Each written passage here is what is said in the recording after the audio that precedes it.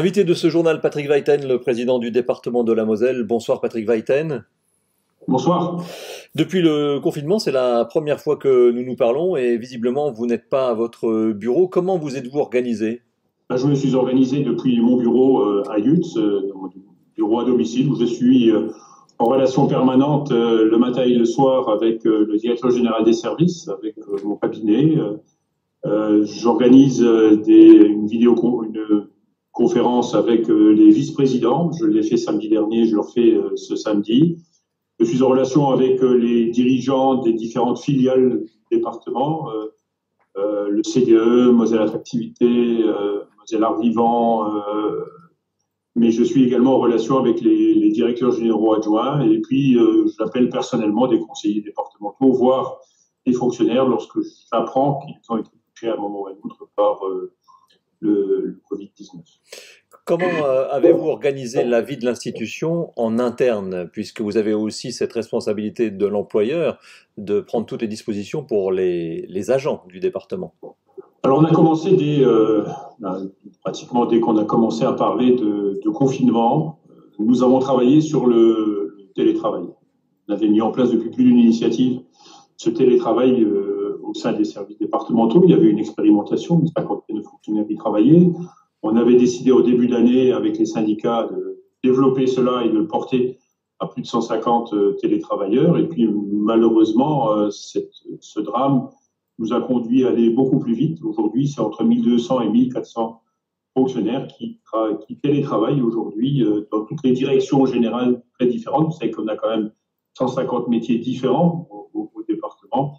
Et nous sommes en relation avec l'ensemble des territoires et avec l'ensemble des services. Et nous le faisons à la fois depuis la présidence, mais également depuis la direction générale. Donc malgré la crise, le département, la façon dont il travaille n'est pas affectée, donc vous êtes 100% opérationnel. Le département est opérationnel. Je suis en relation matin et soir avec le directeur général des services. Une newsletter a été rédigée et envoyée à tous les fonctionnaires du département et aux filiales. Une newsletter en direction des élus également que j'adresse. Et donc, toutes nos missions humaines, nos missions techniques, nos missions financières sont assumées à la fois pour ne pas altérer la qualité du service public, mais également nous adapter aux circonstances dramatiques que la Moselle connaît aujourd'hui sur l'ensemble de son territoire.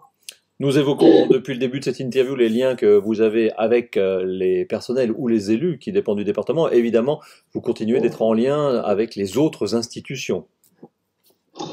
Oui, effectivement, on a 13 filiales qui travaillent à nos côtés dans toutes ces politiques publiques. C'est le logement avec Mosellis, c'est le centre départemental de l'enfance sur la protection de l'enfance, avec nos maisons de l'enfance à caractère social. C'est 2000 enfants, plus environ 600 mineurs non accompagnés qui dépendent totalement de notre responsabilité, que nous devons assumer pleinement. En plus, ils n'ont pas d'école depuis plus de 15 jours. Donc pour nous, c'est une présence permanente à leur côté, c'est un accueil à la fois dans la scolarité qui est assumée par les éducateurs, dans la prise en compte, dans l'alimentation, dans l'environnement que doit être le leur et qui doit être sécurisé. Nous avons décidé qu'il n'y avait plus de visite entre les parents et les enfants, ce qui rend l'exercice encore beaucoup plus compliqué. Nous sommes en relation avec l'ensemble des EHPAD de Moselle, avec le monde de l'hospitalier, là aussi pour nous c'est absolument indispensable. Et nous sommes en relation avec nos services sociaux, avec la maison départementale pour l'handicap. Donc ce sont des missions très importantes que sont les nôtres au quotidien. Je voudrais leur rendre hommage parce qu'il y a une mobilisation complète de l'ensemble des fonctionnaires du département. Un mot sur les équipements, puisque c'est un sujet qui ressort depuis le début de la crise. Vous avez fait don d'un maximum d'équipements, de masques notamment, que vous aviez en votre possession, mais vous êtes aussi en attente d'un certain nombre d'équipements que vous allez bientôt distribuer. Oui, dès les premières 48 heures, nous avons mis à disposition, puisque nous en avions, pour protéger nos personnels, nous avons mis à disposition de l'ARS 60 000 masques, afin que ce soit distribué en particulier en direction des personnels soignants. Ensuite, plusieurs dizaines de milliers ont été offerts à l'ARS et nous avons eu la chance d'avoir des dons qui nous sont parvenus et là on les a distribués dans les EHPAD On les a distribués dans les hôpitaux de proximité, je pense à Boulay par exemple. Et depuis, nous avons lancé des commandes. Une commande a été lancée et nous attendons la livraison de 500 000 masques, de 200 000 blouses, des équipements de protection individuelle des personnels, de 2000 lunettes de protection. Donc, et nous avons assumé pour le compte de l'ARS la distribution de l'ensemble de ces EPI sur l'ensemble du territoire. C'était plus de 25 fonctionnaires départementaux qui étaient équipés et qui allaient sur les territoires avec plus de 25 véhicules pour distribuer tout ce matériel dans la proximité, ce qui démontre bien que la connaissance de la proximité est pour nous absolument essentielle. Président, le département de la Moselle s'appelle depuis peu l'Eurodépartement. Les Sarrois ont montré qu'ils étaient solidaires de la Moselle en recevant un certain nombre de malades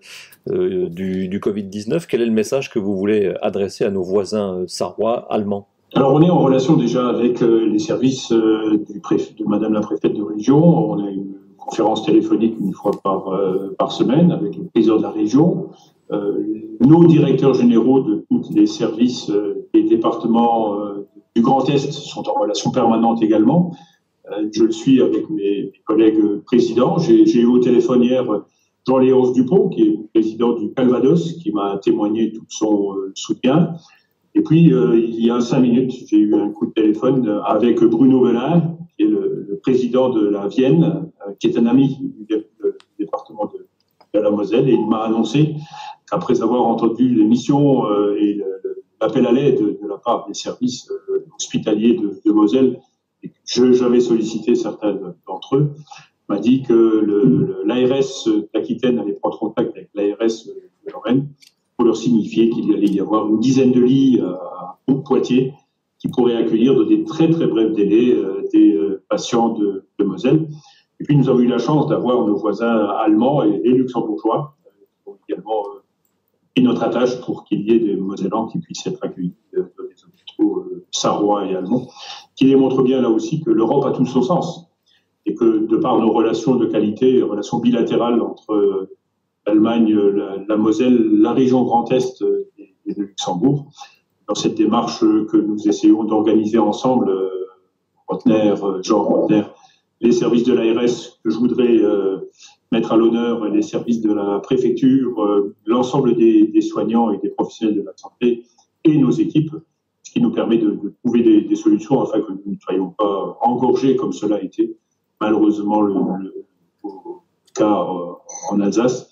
Et pour nous, c'est absolument essentiel de prévoir ce qui est certes souvent imprévisible, qui peut être un drame si nous ne prenions pas les mesures nécessaires afin de pouvoir alléger quelque peu la charge et pouvoir assumer la responsabilité de ces nombreux patients et malades qui arrivent encore dans les services d'urgence de nos hôpitaux mosellans. Dernière question, Président, à titre plus personnel, que vous inspire cette crise sanitaire qui est une crise inédite que nous traversons? C'est un drame que vit notre société, un drame social, un drame humain, un drame sanitaire, un drame économique, il arrivera aussi. Je crois qu'on est dans une situation, et comme l'a dit le président de la République, et je le rejoins totalement, nous sommes dans une guerre. Malheureusement, l'ennemi est invisible, mais est présent partout. Et donc, nous avons à être ordonnés, disciplinés, organisés. C'est la raison pour laquelle je rejoins les Mosellanes et les Mosellans à se confiner, à être prudents, à se protéger. Je crois que c'est indispensable. On a dans notre entourage des gens malades. J'ai perdu un ou deux amis là ces derniers jours. Covid-19, et c'est véritablement un drame. J'en connais d'autres qui sont aujourd'hui touchés dans des situations très très graves. Donc je crois que c'est la proximité, c'est notre capacité à pouvoir agir et réagir qui nous permettra, et je l'espère rapidement maintenant, de retrouver le chemin de la santé publique et surtout d'une certaine forme de raison, parce que nous ne sommes pas à l'abri de ce genre de drame, et dire également que chacun est propriétaire de sa vie, mais propriétaire de celle et de la santé de son voisin. Donc moi, je m'encourage, s'il y a bien un message à faire passer à nos concitoyens, respectez absolument le confinement. Il y va de la santé de vos proches, de vos enfants, de vos parents, de vos voisins, de vos amis, et c'est une attitude est tout à fait une posture tout à fait personnelle qu'on doit assumer. Ça fait plaisir à personne. Vous savez, moi, je suis un homme de terrain, un homme qui va voir les choses avec les pieds. Et être confiné dans un bureau comme celui-ci, même si on a tous les moyens techniques, ça ne remplace pas le contact humain. Donc, je voudrais féliciter tous les personnels, toutes les personnes qui s'engagent au service de la santé et de la sécurité de nos concitoyens. Et souhaiter bon courage à chacun et à tous.